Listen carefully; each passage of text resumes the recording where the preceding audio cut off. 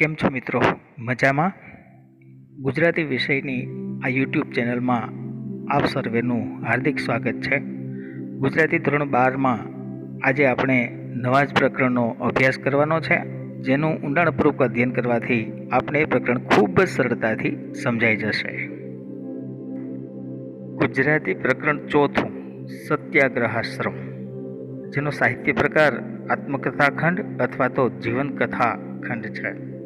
જોકે આને આત્મકથા ખંડ કેવો કે કેમ તેના વિશે અવઢવ છે, કેમ કે વિનોબા ભાવેએ ક્યારેય પોતાની આત્મકથા નથી લખી, પરંતુ એના જીવનના જે પ્રસંગો છે તેનું સંકલન એમણે અહિંસાની ખોજ નામના પુસ્તકમાં કર્યું છે અને એમાંથી આ પાઠ લેવામાં આવ્યો છે. માટે એને આત્મકથા ખંડ અથવા તો જીવન કથા ખંડ તરીકે પણ ઓળખી શકાય.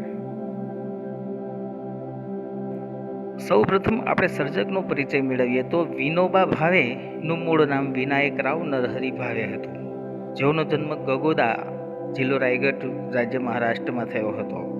વિનોબા ભાવે 15 વર્ષની ઉંમરે હાઈસ્કૂલની પરીક્ષા પાસ કરે છે અને આગળ અભ્યાસ માટે ફ્રેન્ચ ભાષા પણ પસંદ કરે છે, પરંતુ ભણતર અને સંસારની આટીકુટીઓમાં એને બહુ રસ ન પડતા નાની ઉંમરમાં જ તેઓ સંસાર ત્યાગ કરે છે.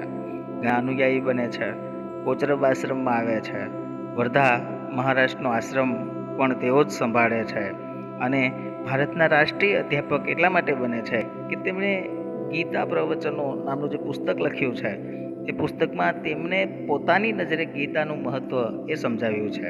અસહયોગ આંદોલન દરમિયાન તેઓ જેલમાં ગયા ત્યારે પણ કેદીઓને મરાઠી ભાષામાં ગીતા તેઓ ભણાવતા. 1940માં ગાંધીજીએ સમગ્ર ભારત વર્ષને વિનોબાજીનો પરિચય કરાવ્યો. ત્યાં સુધી વિનોબા માત્ર મૂક સેવક હતા. વિનોબા ભાવેને અનેક સન્માનો મળ્યા છે, જેમ કે ગાંધીજીના આધ્યાત્મિક વારસદાર, રાષ્ટ્રીય અધ્યાપક, એશિયાનો નોબેલ કહેવાય એવું મેગ્સેસે પ્રાઇઝ પણ તેઓને સામાજિક કાર્યો માટે આપવામાં આવ્યું હતું. વિનોબા ભાવે એ ઘણા પુસ્તકો પણ લખ્યા, જેમ કે અહિંસાની ખોજ, ગીતા પ્રવચનો, શિક્ષણ વિચાર, કુરાન સાર, ભારતીય સંસ્કૃતિ વગેરે. પરંતુ વિનોબા ભાવેનું જો સૌથી કોઈ મોટું પ્રદાન હોય તો તે છે ભૂદાન આંદોલન, જે તેમણે ઈસવીસન 1951માં શરૂ કર્યું અને વિનોબાજીના મરણ પછી પણ આ કાર્ય છે એ શરૂ રહ્યું. ભારતને આઝાદી મળ્યા પછી વિનોબાજીને વિચાર આવ્યો કે ભારતના મોટા જમીનદારો પાસે એટલી બધી વધારે જમીન છે, એની સામે એક વર્ગ એવો છે કે જેની પાસે જરા પણ જમીન નથી. તો જે વર્ગ પાસે જરાય જમીન નથી એવા ખેડૂતોને જમીનદારો પાસેથી જમીન દાન સ્વરૂપે મેળવી અને એ તેઓને જમીન દાન કરવી, કૃષિહીન ખેડૂતોને જમીન દાનમાં આપવી, આ ભૂમિદાન આંદોલનનો મૂળભૂત હેતુ હતો. આ આંદોલન માટે તેઓ સમગ્ર ભારતમાં ભ્રમણ પણ કર્યા, સર્વોદય સમાજની સ્થાપના પણ કરી. આ કાર્યથી જયપ્રકાશ નારાયણ પણ પ્રભાવિત થઈ અને તેઓની સાથે જોડાયા હતા. સર્જક વિશે આટલી માહિતી મેળવ્યા પછી હવે આપણે એના જ દ્વારા લખાયેલો એમની જ જીવનકથાનો અંશ ભણીએ. નાનો હતો ત્યારથી જ મારું ધ્યાન બંગાળ અને હિમાલય ભણી ખેંચાયેલું રહેતું.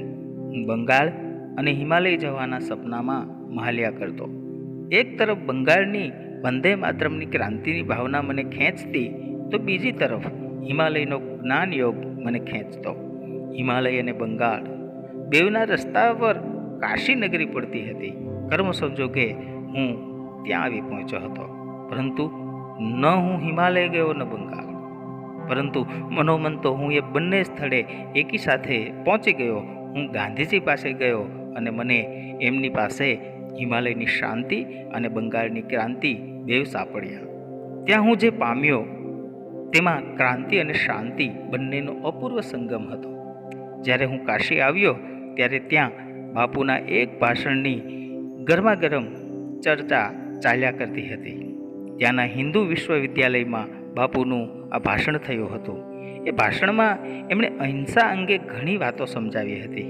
મુખ્ય વાત આ હતી કે નિર્ભયતા વગર અહિંસા ચાલી જ ન શકે. પરમસેવ્ય અહિંસા છે અને એ નિર્ભયતા વગર આવી ન શકે. એ ભાષણમાં એમણે વિવિધ આભૂષણોથી સજી ધજીને આવેલા મહારાજાઓને પણ સારી પેઠે જોડી કાઢ્યા હતા. હું ત્યાં પહોંચ્યો ત્યારે આ ઐતિહાસિક ભાષણને થયે 1 મહિનો વીતી ગયો હતો, તો પણ નગરીમાં એનો પ્રભાવ હતો. જ્યારે મેં એ ભાષણ વાંચ્યું ત્યારે કેટલીક શંકાઓ અને પ્રશ્નો મારા મનમાં જાગ્યા. એટલે આ બધા પ્રશ્નો સામે ધરતો એક પત્ર મેં બાપુના નામે લખ્યો. એમણે એ પત્રનો મને ખૂબ જ સરસ જવાબ આપ્યો.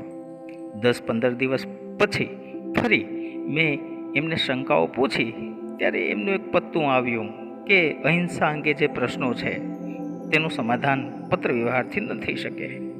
એ માટે તો જીવન સાથેનો સ્પર્શ જ જોઈએ. એટલે થોડા દિવસ મારી પાસે આશ્રમમાં આવો અને રહો તો ધીરે ધીરે વાતચીત ચાલતી રહેશે.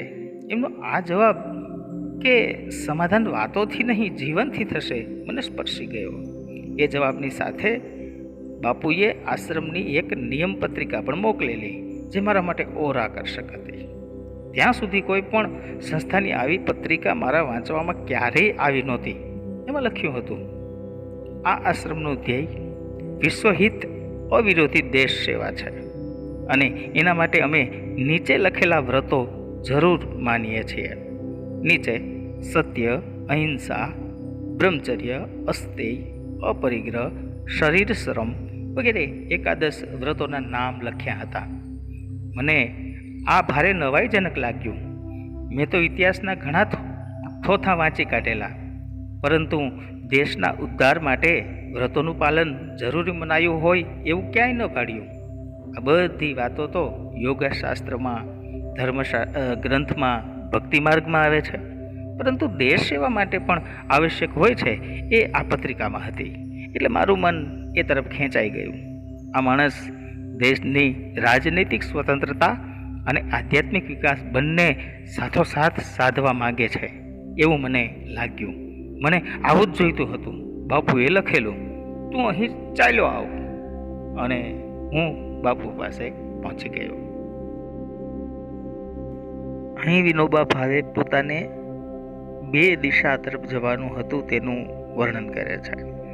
એક દિશા હતી બંગાળની ક્રાંતિ અને બીજી દિશા હતી હિમાલયનો જ્ઞાનયોગ.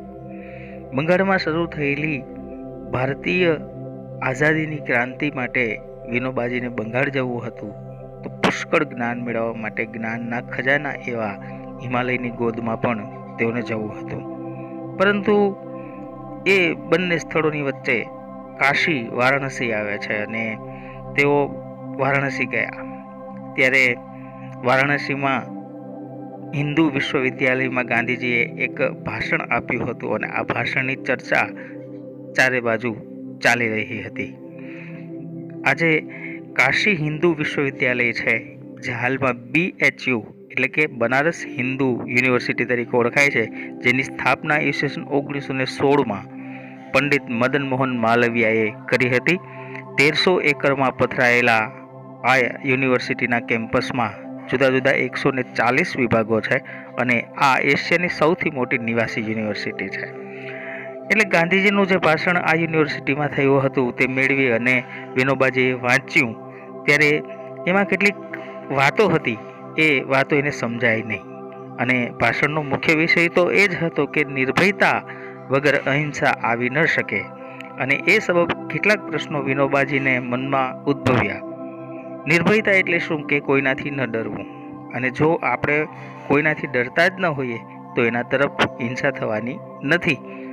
આ સાવ સીધી લાગતી વાત, પરંતુ અહિંસા અંગેના કેટલાક પ્રશ્નો વિનોબાજીના મનમાં ઉઠ્યા અને એનો જવાબ એમણે ગાંધીજી પાસેથી પત્ર દ્વારા માંગ્યો અને ગાંધીજીએ પત્ર લખી અને વિનોબાજીને એનો જવાબ પણ આપ્યો.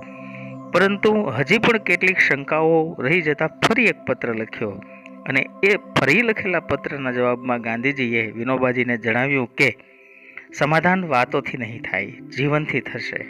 અને એ જવાબ વિનોબાજીને સ્પર્શી જાય છે. વિનોબાજી ગાંધીજીના આશ્રમમાં જવા માટેનું નક્કી કરે છે, પરંતુ ગાંધીજીએ જે પત્તું મોકલ્યું હતું, પત્ર મોકલ્યો હતો, એની સાથે એક આશ્રમની નિયમ પત્રિકા મોકલી હતી. અને કોઈ આશ્રમમાં રહેવા માટે નિયમ પત્રિકાની જરૂર હોય ખરી? આવું વિચારી અને વિનોબાજી એ રોમાંચિત થઈ જાય છે. અને એની સાથે સાથે નિયમોની સાથે સાથે વ્રતો, એકાદશ વ્રતોનું જે પાલન કરવાનું હતું એની વાત પણ હતી જ. એટલે વિનોબાજીને ભારે નવાઈ લાગે છે, કેમ કે એમણે તો ઇતિહાસના ઘણા પુસ્તકો વાંચ્યા હતા, પરંતુ દેશનો ઉદ્ધાર માટે વ્રત પાળવા પડે એવું ક્યાંય તેમણે વાંચ્યું નહોતું. વ્રતો એ બધીની વાતો તો યોગ શાસ્ત્રમાં આવે, ધર્મ ગ્રંથોમાં આવે, ભક્તિના માર્ગમાં આવે, પણ દેશ સેવામાં વ્રતો પાળવા આવશ્યક હોય એવી વાત તેમણે ક્યાંય સાંભળી નહોતી. અને એટલે ગાંધીજી તરફનું તેમનું આકર્ષણ વધ્યું. પત્રમાં ગાંધીજીએ લખ્યું હતું, તો ચાલ્યો આવ, અને વિનોબાજી ગાંધીજી પાસે પહોંચી ગયા. વિનોબાજીના મતે ગાંધીજી રાજનૈતિક સ્વતંત્રતા તો ઈચ્છતા જ હતા, પરંતુ એ સાથે સાથે લોકોનો આધ્યાત્મિક વિકાસ પણ કરવા માંગતા હતા. ગાંધીજીના જે એકાદશ વ્રતો છે એને જુગતરામ દવેએ પ્રાર્થના સ્વરૂપે ઢાળ્યા છે, એટલે કે કાવ્યમાં ઢાળ્યા છે. એને આ રીતે ગવાતા હોય છે: સત્ય અહિંસા ચોરી ન કરવી, વણજોતું નવ સંઘરવું, બ્રહ્મચર્ય ને જાતે મહેનત, કોઈ અડે નવ અબડાવું, અભય સ્વદેશી સ્વાદ ત્યાગને, સર્વ ધર્મ સરખા ગણવા, એ 11 મહાવ્રત સમજી, નમ્રપણે દૃઢ આચરવા. એ દિવસ હતો 7 જૂન 1916નો. હું અમદાવાદ સ્ટેશને ઉતર્યો.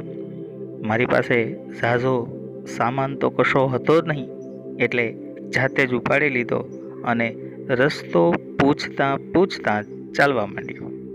એલિસ બ્રિજના રસ્તે ચાલીને સવારે 8 વાગે આશ્રમે કોચરબ પહોંચ્યો. બાપુને ખબર પહોંચાડાઈ કે કોઈ નવા ભાઈ આવ્યા છે. એમણે કહ્યું કે ભલે, નાહી ધોઈને મને મળવા આવે. નાહી ધોઈને હું એમની પાસે પહોંચી ગયો. ત્યારે એ શાક સમારતા હતા. મારા માટે આ પણ એવી નવી નવાઈનું જ દૃશ્ય હતું. રાષ્ટ્ર નેતા શાકભાજી પણ સમારે, આવું તો ક્યારેય સુણ્યું નહોતું. એમના પ્રથમ દર્શને જ મને શ્રમનો પાઠ મળ્યો. બાપુએ એક ચપ્પુ મારા હાથમાં પણ પકડાવી દીધું. મેં તો એ પહેલાં ક્યારેય શાક સમાર્યું નહોતું, પરંતુ તે દિવસે પાઠ મળ્યો. ત્યાં મને મળેલી આ પ્રથમ દીક્ષા હતી. પછી શાક સમારતા એમણે મારા વિશે પૂછપરછ આદરી. પછી કહે, તને જો અહીંની રહેણી કરણી ગમતી હોય અને તારું જીવન તું જો સેવા કાર્યમાં લગાવવા માંગતો હો તો અહીં રહે. મને એથી ખુશી થશે. મારી જિજ્ઞાસા તેઓ પામી ગયા હતા. પછી કહે, પણ તમે થોડા માંદલા દેખાવો છો. આત્મજ્ઞાની કદી માંદો ન પડે. આ બીજો પાઠ. બાપુએ કહેલી આ વાત હું ક્યારેય ભૂલી નથી શકતો. તે દિવસે શાક સમારતા જે વાતો થઈ તે થઈ. ત્યાર પછી તો ફક્ત કામકાજ અંગે જ વાતો થતી. બાકીના સમયમાં હું મારા કામમાં ગળાડૂબ રહેતો. બાપુની અનેક લોકો સાથે વાતો ચાલતી રહે એ સાંભળતો રહેતો. બાપુ જાણતા હતા કે છોકરો સદભાવનાપૂર્વક આવ્યો છે, પરંતુ બાકી બધાને મન તો હું છોડ જેવો માણસ હતો. એક વખતે બાપુની એક ભાઈ સાથેની ગીતાના એક શ્લોક પરની વાતચીત દરમિયાન બાપુ બોલ્યા, આ તો ગૌણ ભાષા છે. ત્યારે મેં કહ્યું, ના, આ તો ભક્તિની ભાષા છે. બાપુ બોલ્યા, હા, આ વાત બરાબર છે. જ્ઞાનની ભાષા અને ભક્તિની ભાષા. આ હતા બાપુ, જેમની પાસે મારા જેવા છોકરડાની વાતને પણ મહત્વ આપી સ્વીકારી લેવાની નમ્રતા હતી. ત્યારે સૌને થયું કે આને પણ બોલતા આવડે છે. આમાં એ લોકોનો પણ કાંઈ દોષ નહોતો. ત્યારે હું ભારે લુખ્ખો માણસ હતો. 21 વર્ષનો છોકરો હતો. મારા મિત્રો જાણે છે કે જેને સભ્યતા, શિષ્ટતા, રીતભાત કહેવાય છે તે મારામાં ખૂબ જ ઓછી હતી. હું કોઈની સાથે બોલતો પણ નહીં. કામમાં ડૂબેલો રહેતો અથવા તો અધ્યયન, ધ્યાન, ચિંતન વગેરેમાં. એક દિવસે પરોઢિયે ઉઠીને હું મારી ઓરડીમાં ઉપનિષદ બોલી રહ્યો હતો. આશ્રમવાસીઓ સાંભળી ગયા તો એમણે બાપુને સમાચાર પહોંચાડ્યા કે આ તો સંસ્કૃત જાણે છે. પછી બાપુએ પૂછપરછ કરી. વચ્ચે વચ્ચે તેઓ મને પ્રાર્થનામાં કશું બોલવા કહેતા. મને બોલવાની ટેવ તો પહેલેથી જ હતી, પરંતુ ત્યાં બોલવું પડ્યું, એથી ખૂબ લાભ થયો. બાપુની હાજરીમાં બોલવાનું છે એટલે એક શબ્દ પણ વધતો ઓછો ન થાય એમ જોખીને બોલવાની તૈયારી કરતો. સમત્વપૂર્વક બોલવાની સારી કસરત મળી. શું કહેવાનું છે તે વિશે કશું પહેલેથી વિચારી ન રાખતો. એ અંગે ભગવાન ઈશુએ આજ્ઞા દઈ જ દીધી છે કે પ્રચારાર્થે જઈએ ત્યારે અગાઉથી શું કહેવું તે વિચારી ન રાખવું તો ભગવાન જ તમને પ્રેરણા આપશે. વિચાર રાખીને બોલશો તો એ તમારી પોતાની પ્રેરણા મુજબનું હશે. તો મારું આમ ચાલ્યું. 7 જૂન 1916માં વિનોબાજી ગાંધીજીને મળવા કોચરબ આશ્રમ પહોંચ્યા. ગાંધીજી સાથેની પ્રથમ મુલાકાત વખતે રાષ્ટ્રીય નેતા હોવા છતાં ગાંધીજી શાકભાજી સમારતા હતા. આ વાત જ વિનોબાજીને સ્પર્શી ગઈ અને ગાંધીજીએ તેઓને પણ શાક સમારવાનું કહ્યું અને ચપ્પુ પકડાવી દીધું. બસ તે દિવસે જે કંઈ શરૂઆતમાં વાતચીત થઈ તે જ. ગાંધીજી સાથે પછી કંઈ બહુ વાત કરવાની થઈ નહીં અને ગાંધીજીએ વિનોબાજીને જોઈ અને કીધું કે આત્મજ્ઞાની કદી માંદો ન હોય અને તમે માંદલા દેખાવ છો. એટલે 2 પાઠ વિનોબાજી ગાંધીજી પાસેથી પહેલી જ મુલાકાતમાં શીખ્યા.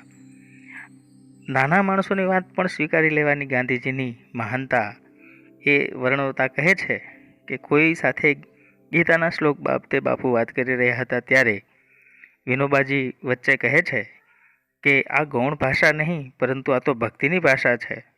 તો એ વાતને ગાંધીજી સહજ રીતે સ્વીકાર લે છે. અને 21 વર્ષની ઉંમરમાં વિનોબાજી પોતાને લુખ્ખો માણસ કહે છે. લુખ્ખો એટલે કે કોઈની સાથે બોલે નહીં, ચાલે નહીં, અતડાપણું રાખે, આવો વ્યવહાર અને પોતાના કામમાં ડૂબેલો રહે એટલે પોતાને લુખ્ખો માણસ કહે છે. પરંતુ વિનોબાજીને સંસ્કૃત ભાષાની જાણકારી છે એવી આશ્રમવાસીઓને ખબર પડી ત્યારે આશ્રમવાસીઓએ તરત જ ગાંધીજીને કહ્યું કે આને તો સંસ્કૃત પણ આવડે છે. અને ગાંધીજી સાથે વાત થઈ અને પછી પ્રાર્થના સભામાં થોડું બોલવાનું શરૂ થયું. અને આ રીતે બોલવાની જે પ્રેક્ટિસ કહી શકાય એ વિનોબાજીએ ત્યાં ગાંધીજીની હાજરીમાં પ્રાર્થનામાં બોલવાનું હોવાથી એ સાચા અર્થમાં શરૂ કરી. ગાંધીજીની હાજરીમાં બોલવાનું હોવાથી સમત્વપૂર્વક એટલે કે જોખીને બોલવાની જે કંઈ રીત છે એ વિનોબાજી પ્રાર્થના સભામાં બોલ્યા ત્યારે એ શીખી ગયા. અને તેઓ કહે છે કે અગાઉથી હું ક્યારેય વિચારી ન રાખતો કે શું બોલવાનું છે. અને એ માટે તેઓ ભગવાન ઈશુનો સંદર્ભ ટાંકે છે કે ભગવાન ઈશુએ કહ્યું હતું કે જ્યારે ધર્મના પ્રચાર માટે જઈએ ત્યારે શું બોલવું તે વિચારી ન રાખવું. કેમ કે જો તમે એવું વિચારી રાખશો તો જે બોલશો એ તમારી પોતાની પ્રેરણા મુજબનું હશે. અને જો એમ નહીં વિચારી રાખો કે શું બોલવું તો ઈશ્વર તમને ચોક્કસ પ્રેરણા આપશે. એટલે વિનોબાજીએ પણ આ જ રીતે પ્રાર્થના સભામાં બોલવાનું રાખ્યું. એટલે પોતાની પ્રેરણાથી નહીં પણ ભગવાનની પ્રેરણાથી તેઓ બોલતા એમ તેઓ કહેવા માગે છે. બાપુએ જાણે મારું ઘડતર કરવાનું નક્કી જ કરી લીધેલું. મારી પાસે લોકોને મોકલતા. વર્ધા ગયા પછી જે કોઈ જિજ્ઞાસુ સેવાગ્રામ જતા તેમને બાપુ પૂછતા કે તમે વિનોબાને મળી આવ્યા? ના મળ્યા હો તો જરૂર મળો. એક વખતે બાપુએ એક ભાઈને મારી પાસે મોકલ્યા. એ તો ભારતના એક પ્રખ્યાત ક્રાંતિકારી પુરુષ હતા. બાપુએ કહેલું એટલે પગે ચાલીને ઠેઠ પવનાર સુધી આવેલા. ત્યારે હું ખેતરમાં ખોદતો હતો. નજર ઉઠાવી જોયું તો એ ભાઈ સામે ઊભા છે. મેં પૂછ્યું કેમ આવવાનું થયું? તો કહે બસ આમ જ દર્શન કરવા આવેલો. પછી તો શું? બીજી કોઈ વાતચીત ન થઈ.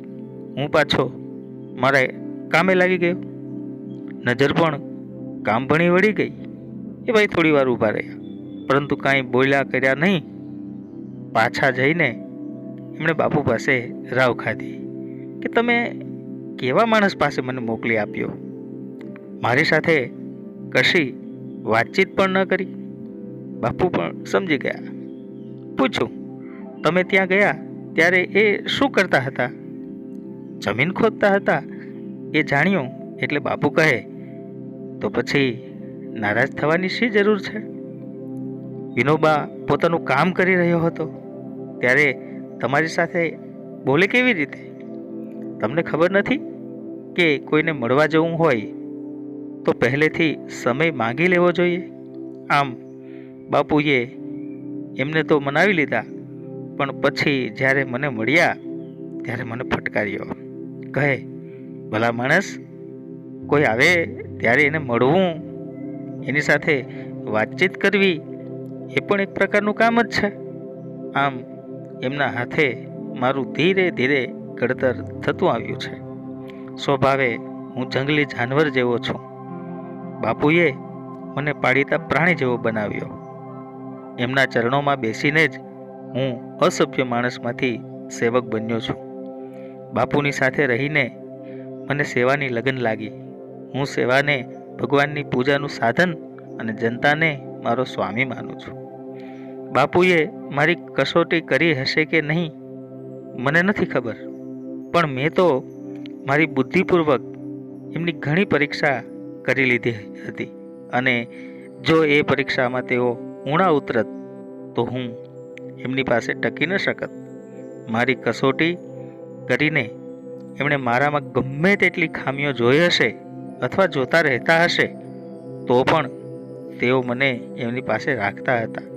પરંતુ મને એમની સત્યનિષ્ઠામાં લગીરે ખામી, ઉણપ કે ઓછપ લાગી હોત તો હું એમની પાસે ટકી ન શકત. મેં એવા ઘણા મહાપુરુષો જોયા છે જેમને પોતાના માટે ભાસ થાય છે કે પોતે મુક્ત પુરુષ છે, પૂર્ણ પુરુષ છે, તો પણ મને એવા કોઈનું આકર્ષણ ન થયું. પરંતુ હર હંમેશ પોતાને અધૂરા માનનારા બાપુનું જ મને અનોખું આકર્ષણ થયા કર્યું. તેઓ તો હંમેશા કહ્યા કરતા કે હું હજી પૂર્ણ સત્યથી ખૂબ દૂર છું. મારા પર બાપુની જેટલી અસર પડી એટલી પૂર્ણતાનો દાવો કરનારા બીજા સજ્જનોની ન પડી. અહીં બાપુના હાથે પોતાનું ઘડતર કેવી રીતે થયું તેની વાત વિનોબાજી વર્ણવે છે.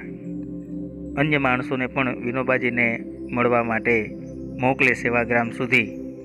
ક્રાંતિકારી પુરુષ વિનોબાજીને મળવા આવે, બંને વચ્ચે સામાન્ય વાતચીત સિવાય અન્ય કોઈ વાતચીત ન થાય. પેલા ભાઈ બાપુને રાવ એટલે કે ફરિયાદ કરે કે તમે કેવા માણસ પાસે મને મળવા મોકલ્યો. વિનોબાજીને પણ બાપુ ફટકારે અને સમજાવે કે કોઈને મળવું, વાતચીત કરવી એ પણ એક પ્રકારનું કામ છે.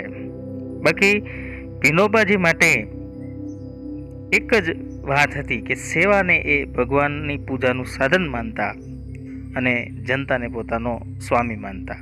એટલે વિનોબાજીને સેવાની જે કંઈ લગન મળી હતી એ બાપુ તરફથી ભેટ સ્વરૂપે મળી હતી.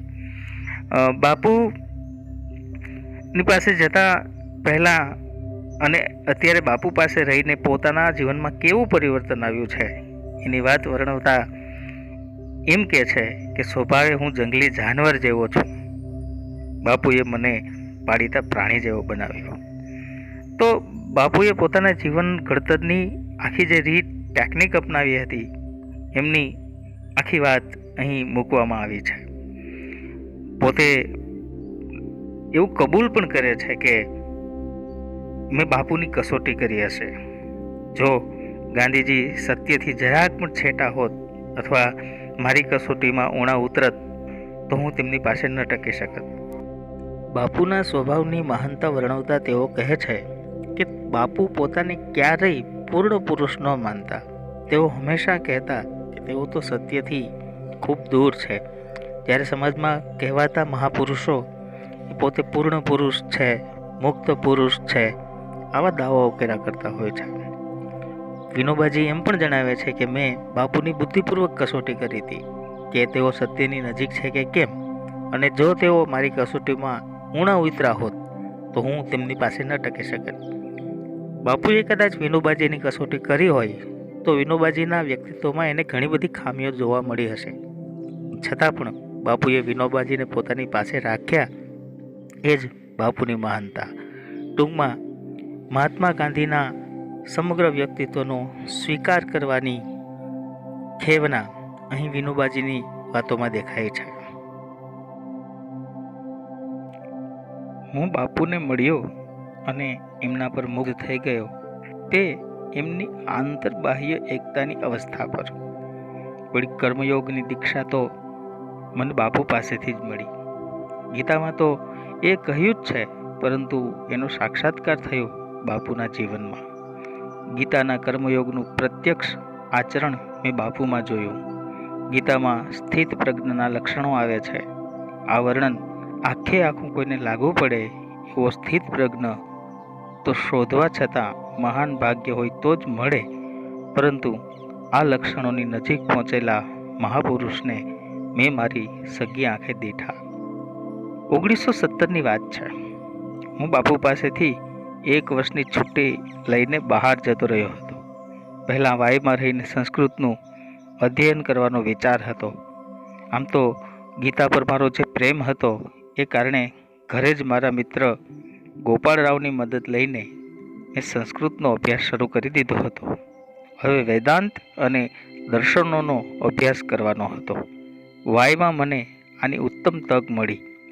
ત્યાં નારાયણ શાસ્ત્રી મરાઠે નામના એક આજન્મ બ્રહ્મચારી વિદ્વાન વેદાંત તથા બીજા શાસ્ત્રો શીખવવાનું કામ કરતા હતા. એમની પાસે ઉપનિષદો વગેરે શીખવાનો લોભ થયો અને ત્યાં થોડો વધુ સમય રોકાઈ ગયો. ત્યાં મેં ઉપનિષદો, ગીતા, બ્રહ્મસૂત્ર અને શાંકર ભાષ્ય, મનુસ્મૃતિ, પાતંજલ યોગ દર્શન આટલા ગ્રંથોનો અભ્યાસ કર્યો. તદુપરાંત ન્યાય સૂત્ર, વૈશેષિક સૂત્ર, યાજ્ઞવલ્ક્ય સ્મૃતિ આ ગ્રંથો વાંચી ગયો. પછી વધારે વાંચવાનો મોહ ન રહ્યો.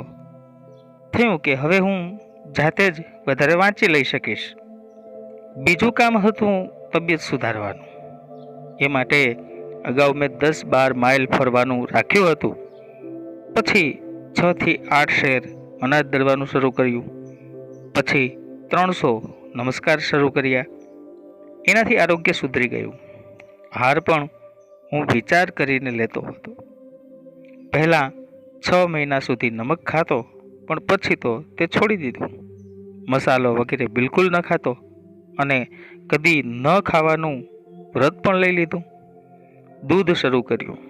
દૂધ વિના બરાબર ચાલી નથી શકતું એમ પણ ઘણા અખતરા કર્યા પછી સિદ્ધ થયું.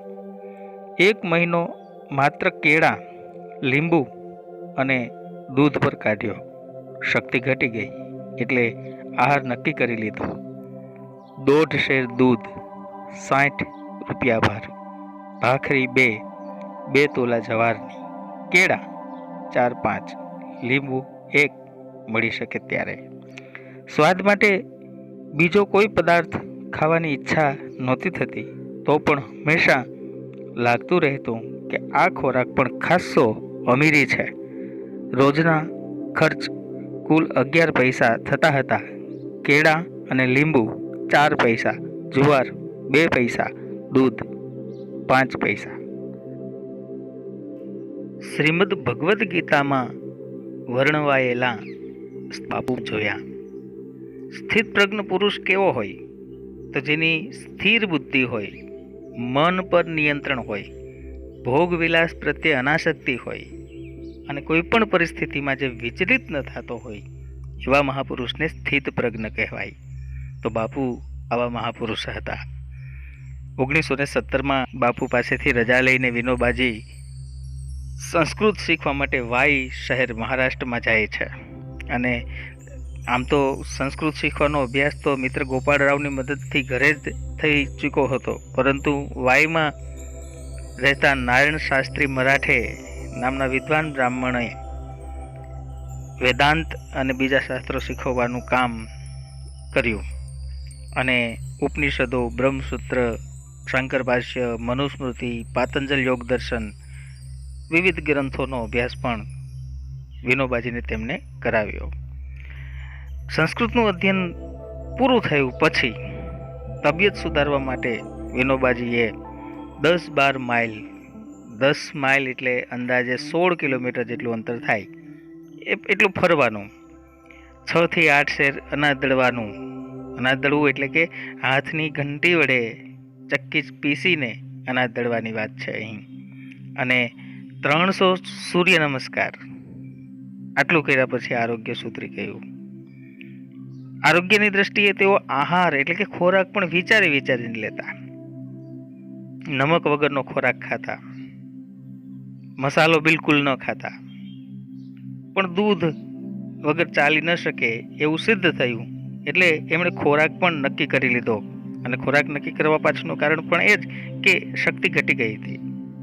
અને ખોરાકમાં શું લીધું તો 1.5 શેર દૂધ. રૂપિયાના સિક્કા હોય એવા 60 રૂપિયાના સિક્કા ભારોભાર દૂધ એટલે 1.5 શેર દૂધ. 2 તોલા જવારની 2 ભાખરી અને 4-5 કેળા અને 1 લીંબુ. ફરજિયાત નહીં, મળી શકે તો. સ્વાદ માટે તો એને કશું કરવાનું હતું, કેમ કે અસ્વાદનું વ્રત બાપુ પાસેથી શીખ્યા હતા.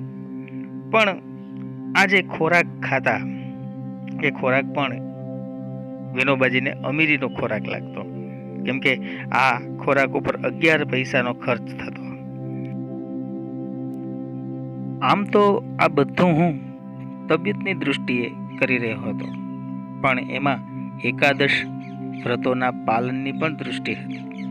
હું આશ્રમથી દૂર હતો, પરંતુ સત્યાગ્રહાશ્રમના અંતેવાસીની ભૂમિકા એ જ મારો વ્યવહાર જાળવવાનો મારો પૂરો પ્રયાસ હતો. જેવું અસ્વાદ વ્રત વિશે તેવું જ અપરિગ્રહનું. પણ તે વખતે મારી પાસે બહુ થોડો સામાન હતો. લાકડાની થાળી, વાટકો, આશ્રમનો એક લોટો, પંચિયું, કામળો અને પુસ્તકો. આટલો સંસાર હતો મારો. પહેરણ, કોટ, ટોપી વગેરે ન વાપરવાનું વ્રત લીધું હતું. સાડ પર વણેલા કપડાં જ વાપરતો હતો, એટલે વિદેશી વસ્ત્રોનો તો કોઈ સંબંધ જ ન રહેતો અને સ્વદેશી વ્રતનું પાલન પણ થઈ જતું હતું. અને મને વિશ્વાસ છે કે મારી જાણ મુજબ સત્ય, અહિંસા, બ્રહ્મચર્ય આ ત્રણેય વ્રતનું પરિપાલન મેં બરાબર કર્યું છે. આ બધું કરતાં સેવાની દૃષ્ટિએ બીજા પણ કેટલાક કામો કરતો હતો. ગીતાનો એક નિઃશુલ્ક વર્ગ ચલાવ્યો. એમાં 6 વિદ્યાર્થીઓને આખી ગીતા અર્થ સાથે સમજાવી. બીજા એક વર્ગમાં 4 વિદ્યાર્થીઓને જ્ઞાનેશ્વરીના 6 અધ્યાય ભણાવ્યા. એ વિદ્યાર્થીઓને 9 ઉપનિષદ શીખવ્યા. હું પોતે સારું હિન્દી નહોતો જાણતો, પરંતુ હિન્દી પ્રચારની દ્રષ્ટિએ રોજ વિદ્યાર્થીઓને સાથે રાખીને હિન્દી છાપા વાંચવાનો કાર્યક્રમ રાખ્યો હતો. વાયમાં વિદ્યાર્થી મંડળ નામની એક સંસ્થા સ્થાપી. એમાં વાંચનાલયને મદદ કરવા માટે દળવાનો એક વર્ગ રાખ્યો. એમાં 15 વિદ્યાર્થી અને હું પોતે એમ સૌ દળતા. જે લોકો ઘંટીએથી દળાવી લાવતા એમનું કામ બશેરે 1 પૈસો લઈ કરવાનું અને એ પૈસા વાંચનાલયને આપી દેવાના. મોટા વેપારીના દીકરા પણ આમાં જોડાયા હતા. વાય પુરાણા વિચારોનું સ્થાનક હોવાને કારણે બધા અમને મૂર્ખમાં ખપાવી દેતા હતા. તો પણ આ વર્ગ 2 મહિના ચાલ્યો. વાંચનાલયમાં 400 પુસ્તકો જમા થઈ ગયા. આ વર્ષમાં મેં લગભગ 400 માઇલનો પગપાળા પ્રવાસ કર્યો. જ્ઞાન પ્રાપ્તિની દૃષ્ટિએ મહારાષ્ટ્રના 4-5 જિલ્લામાં હું પગપાળો ફર્યો. ફરવા પાછળ મારો હેતુ હતો કિલ્લાઓ જોવા. રાયગઢ, સિંહગઢ, તોરણગઢ વગેરે ઇતિહાસ પ્રસિદ્ધ ગઢ જોયા. સંતોના સ્થાનોના દર્શન કરવા, સારા લોકોને મળવું અને લોક નિરીક્ષણ કરવું. આશ્રમથી દૂર રહીને પણ આશ્રમના વ્રતોનું પાલન બરાબર કરવું એવા નિર્ધાર સાથે વિનોબાજી લોક સેવાનું કાર્ય કરે છે અને ગીતાનો એક વર્ગ ચલાવે છે, જેમાં 6 વિદ્યાર્થીઓને આખી ગીતા અર્થ સાથે સમજાવે છે. બીજો એક વર્ગ ચલાવ્યો, એમાં 4 વિદ્યાર્થીઓને જ્ઞાનેશ્વરીના 6 અધ્યાય ભણાવ્યા. હવે જ્ઞાનેશ્વરી એટલે શું? તો મહારાષ્ટ્રમાં સંત જ્ઞાનેશ્વર થઈ ગયા અને એમણે પોતાની ગીતા લખી છે, જેને જ્ઞાનેશ્વરી એવું નામ આપવામાં આવ્યું છે. તો આ રીતે પોતે હિન્દી સારું જાણતા ન હતા, એટલા માટે હિન્દી છાપા વાંચવાનો કાર્યક્રમ પણ રાખ્યો. વાયમાં એક વિદ્યાર્થી મંડળની સ્થાપના કરી અને આ વિદ્યાર્થી મંડળમાં વાંચનાલયને મદદ કરવા માટે અનાજ દળવાનો એક વર્ગ શરૂ કર્યો અને જે લોકો અનાજ દળાવવા આવે એની પાસેથી 1-2 પૈસો લઈ અને એ પૈસામાંથી વાંચનાલય માટે પુસ્તકો ખરીદવાનું કામ પણ કર્યું અને આમ કરતાં 400 જેટલા પુસ્તકો પણ જમા કર્યા. વાય એક પુરાણું શહેર છે અને આ શહેરની અંદર આવી પ્રવૃત્તિ કરતા, સમાજ સુધારાની પ્રવૃત્તિ કરતા વિનોબાજીને વાયના લોકો મૂર્ખમાં ખપાવતા. આ વર્ષની અંદર, એટલે કે જે વર્ષે વિનોબાજીએ છુટ્ટી લીધી, એ વર્ષે 400 માઇલનો પગપાળા પ્રવાસ કર્યો અને મહારાષ્ટ્રમાં અલગ અલગ જિલ્લાઓમાં તેઓ ફર્યા. મહારાષ્ટ્રમાં પ્રસિદ્ધ કિલ્લાઓ છે: રાયગઢ, સિંહગઢ, તોરણગઢ અને આ ઇતિહાસ પ્રસિદ્ધ કિલ્લાઓ પણ તેમણે જોયા. મહારાષ્ટ્રમાં જ્ઞાનેશ્વર, તુકારામ જેવા અનેક સંતો થઈ ગયા છે અને આ સંતોના સ્થાનોના દર્શન કરવા માટે પણ તેઓ ફર્યા. અને સૌથી વધુ મહત્વની વાત તો તેઓ સારા લોકોને મળવા માટે અને લોકો કેમ જીવે છે એનું નિરીક્ષણ કરવા માટે 1 વર્ષ સુધી ફર્યા કર્યા. તો આ હતી વાત વિનોબા ભાવેની. એમના શબ્દોમાં અહિંસાની ખોજ નામના પુસ્તકમાંથી આ પ્રકરણ લીધું છે. મિત્રો, મહાન વ્યક્તિઓના લક્ષણોથી જ તેઓ મહાન હોય છે અને કેવા પ્રકારના શિષ્ટ અને સભ્ય ભાષામાં પોતાની વાત વિનોબાજી મૂકે છે એ તો આપ સમજી જ ચૂક્યા હશો. આશા રાખું છું આ પાઠ તમને બરાબર સમજાઈ ગયો હશે. અને હા મિત્રો, સૌથી અગત્યની વાત, આપની સ્ક્રીન ઉપર જે પ્રશ્નોની યાદી જોઈ રહ્યા છો એ પ્રશ્નોનો ઊંડાણપૂર્વક અભ્યાસ કરજો. શક્ય હોય તો પ્રશ્નોને એક વખત અચૂકપણે નોટબુકમાં લખી નાખજો અને જો કોઈ પ્રશ્ન આપને ન સમજાતો હોય તો કોમેન્ટ બોક્સમાં એ પ્રશ્ન લખશો તો ચોક્કસ તમને ઉત્તર આપવાનો પ્રયત્ન કરીશ. આ સાથેના તમામ પ્રશ્નોનો ખૂબ ગહનતાથી અભ્યાસ કરજો. ફરી મળીશું નવા પ્રકરણ સાથે, નવા વિડીયોમાં. ત્યાં સુધી આવજો.